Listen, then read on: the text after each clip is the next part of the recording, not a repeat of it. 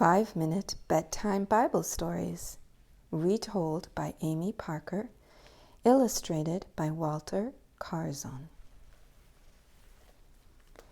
Safe in the lion's den.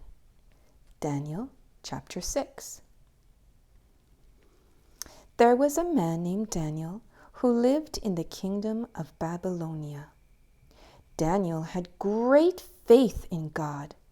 King Darius was in charge of Babylonia. He had a lot of men who helped him to rule the kingdom. But the king trusted Daniel more than any other man.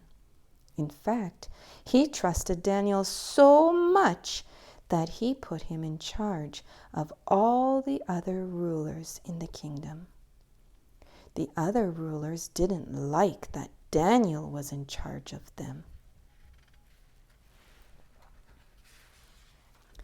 The rulers wanted to get Daniel in trouble with the king, but they could never catch Daniel doing anything wrong. So they came up with a sneaky plan that was sure to get Daniel into trouble. One day they went to speak with the king.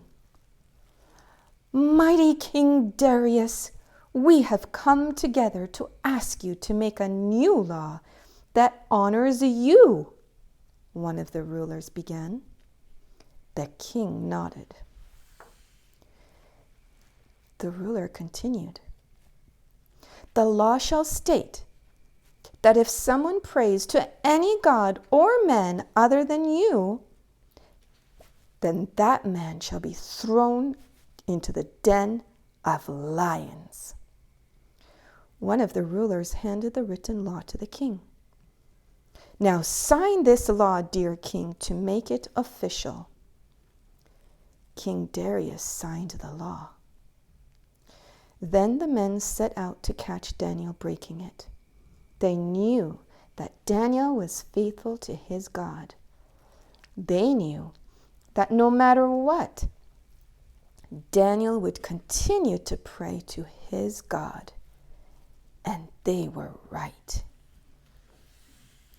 Daniel had heard about the new law, but he believed that honoring God was much more important than honoring men. So just as Daniel had done every other day, he went into his room to pray. He was not ashamed of his faith. His windows were wide open for the world to see. Even though it could get him in trouble, Daniel would give thanks to God. The rulers stood as a group outside Daniel's window. They grinned as they watched Daniel fall to his knees.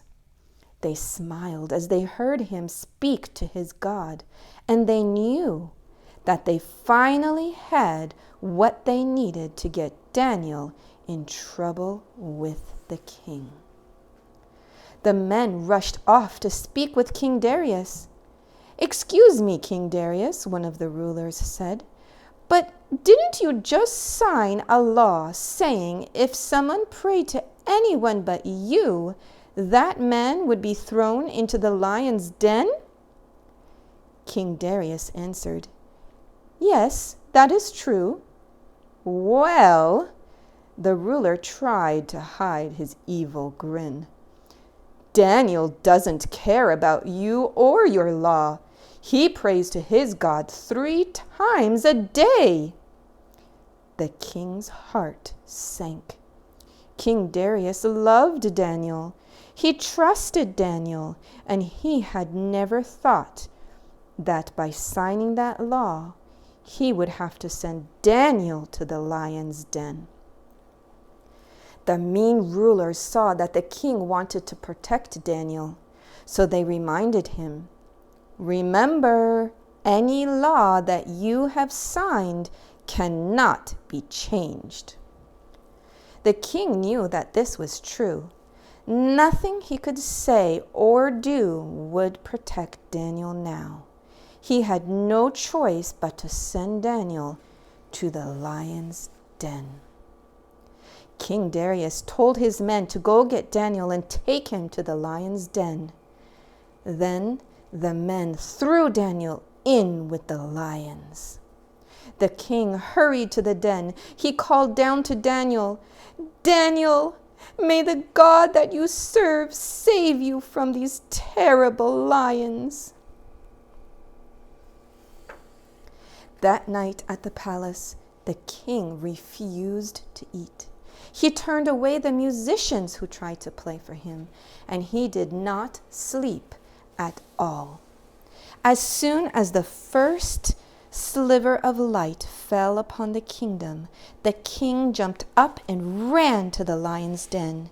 He yelled into the den, "Daniel, Daniel, are you okay? Has your God saved you from the lions?" "Oh, yes, King Darius," came a voice from the lion's den. "God sent an angel to close the lions' mouths. They didn't hurt me at all. I am fine." The king was so happy. "Come, hurry," he called to his men. "Get Daniel out of the lion's den." The men reached into the den, and out climbed Daniel. King Darius ran to him and looked him over. He couldn't believe it. Daniel didn't have a scratch on him. Daniel had been faithful to God, and God had saved Daniel from the lion's den. It was then that King Darius decided to punish the rulers who had accused Daniel of disobeying the king's law. He also decided to write a new law. "From now on, throughout my kingdom," the king announced, "everyone must honor the God of Daniel." After that, Daniel continued to serve King Darius. And as always, Daniel continued to worship the one true God.